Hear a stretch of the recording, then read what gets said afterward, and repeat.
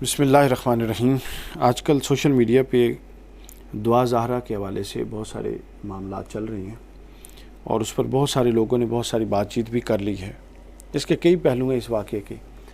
ایک لوگ فقہی پہلو ڈسکس کر رہے ہیں، نکاح ہوا ہے نہیں ہوا، جو مکاتب فکر اور مسالے کا اختلاف ہے اس کو زیر بحث لا رہے ہیں۔ اس سے ہمیں زیادہ لینا دینا نہیں ہے، چونکہ بہترین پوزیشن تمام مکاتب فکر میں یہی ہے کہ نکاح جو ہو وہ اس کے اندر پسند بھی شامل ہو، ناپسند اور جبری نکاح نہیں ہوتا۔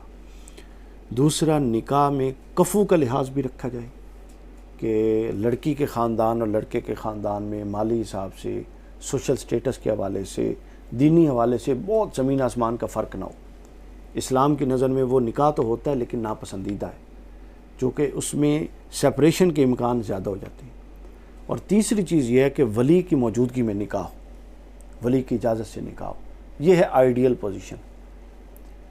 تو لیکن یہ واقعہ جو ہے اس میں ظاہر آئیڈیل پوزیشن تو نہیں ہوئی ہے کہ لڑکی نے خود سے نکاح کر لیا۔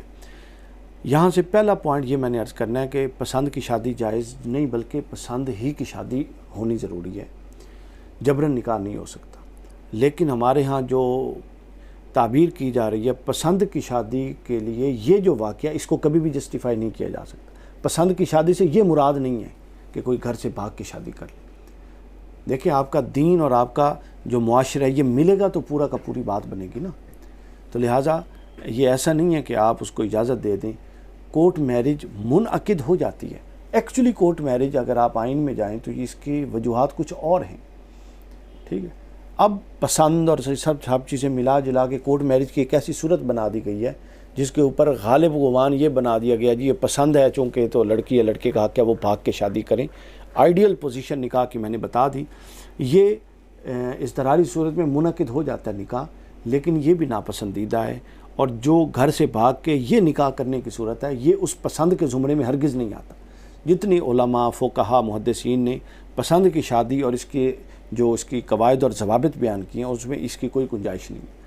یہ ایک پرلے درجے کا خود معاشرتی گناہ بھی تھا، سوشل ایول تھا یہ جو کام ہوا ہے نا، گھر سے بھاگ کے اور پھر اس کو ایک تماشا بنا دینا۔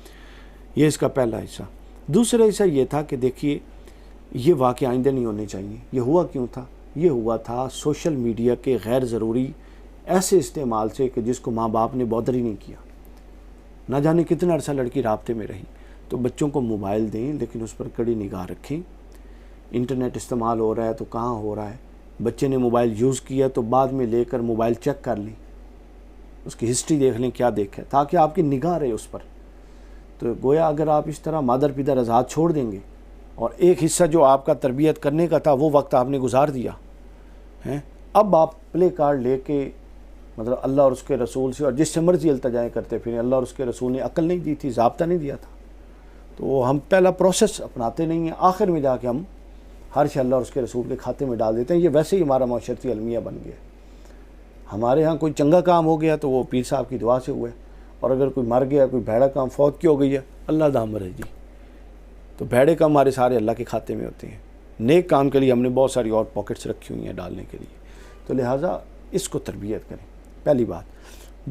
دوسری بات اور تیسری بات یہ ہے کہ اب یہ ایک واقعہ ہو گیا ہے، اس نے غلط اقدام کر لیا جو جسٹیفائیڈ نہیں ہے، لیکن وہ نکاح میں ہے۔ اب کسی آپ چھوڑ دیں اس معاملے کو اور اب آگے زندگی کو بڑھائیں۔ اس نے خود سے ایک فیصلہ کیا، اس کے اچھے برے کی وہ خود ذمہ دار ہے۔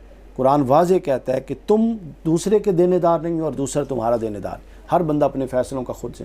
حضرت علی سے کسی نے پوچھا تھا تقدیر کتنا حصہ ہے، فرمایا ایک ٹانگ اٹھاؤ، اس نے اٹھائی، فرمایا دوسری نہیں اٹھا سکا، فرمایا تمہارے تقدیر کے معاملات اور تمہارے زندگی کے معاملات اتنے اللہ نے اپنے پاس رکھے ہیں اور اتنے تمہارے ہاتھ میں دیے، تو لہٰذا جو ہمارے ہاتھ میں ہے وہ ہم نے درست کرنی ہے۔ تو اب جو معاملہ اس نے کر دیا اس کو چھوڑ دیں، آگے جانے دیں، زندگی کو آگے بڑھائیں۔ اب سوشل میڈیا پہ اس کو لانا اور یہ ڈسکس کرنا چھوڑ دیں، یہ کوئی ایسا ایشو نہیں تھا۔ بلکہ آج میں ایک ہماری سوشل ورکر ہیں، کوئی خاتون ہیں، ان کا بہت اچھا بیان میں پڑھ رہا تھا۔ انہوں نے کہا کہ یہ اس معاملے کو، اس واقعے کو یہ صورت دے دی ہے ان کے ماں باپ نے، دعا زہرا کے والدین نے، کہ جو مسنگ کیسز ہیں، جینوئنلی لڑکیاں اغوا ہوئی ہیں، ان سب پہ بھی حرف آ رہا ہے اور ان سب پہ بھی ان کا بھی امپریشن خراب ہو رہا ہے، ان کا لیگل سٹیٹس متاثر ہو رہا ہے۔ تو لہٰذا اس کو چھوڑ دیں، جب کرنے کا کام تھا اس وقت آپ لوگوں نے نہیں کیا، اب ہو گیا ہے تو اس کو کوئی مسلکی فقی گینگ فلاں ڈمکا یہ رنگ دینا چھوڑیں. یہ تربیت کا معاملہ تھا, وہاں پر لیک تھا, اس کو مانیں اور آگے چلیں زندگی میں لے کر. بہت شکریہ.